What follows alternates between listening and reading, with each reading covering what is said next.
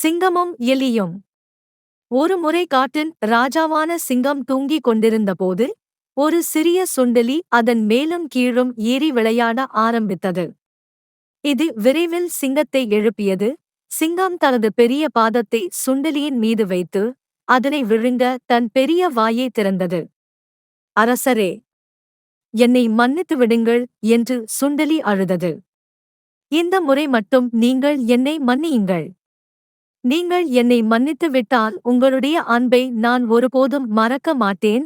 யாருக்கு தெரியும், என்றாவது என்னால் உங்களுக்கு ஒரு நல்லது நடக்கலாம். எனவே என்னை மன்னித்து விடுங்கள் என்று கெஞ்சியது. சிங்கமும் சற்று யோசித்துவிட்டு இதனால் கூட நமக்கு ஒரு நன்மை கிடைக்கும் என்று எண்ணி தனது பாதத்தை தூக்கி அதை விடுவித்தது.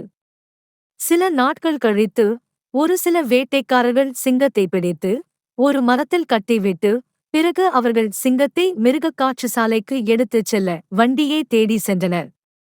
அப்போது அந்த வழியாக அந்த சுண்டெலி கடந்து சென்றபோது சிங்கத்தின் துன்பத்தைக் கண்டு அவரிடம் ஓடி கட்டியிருந்த கயிறுகளை அவிழ்த்துவிட்டது. சுண்டெலி சிங்கத்திடம், நான் சொன்னது சரி அல்லவா என்றது. சிங்கமும் அதை ஒப்புக்கொண்டது.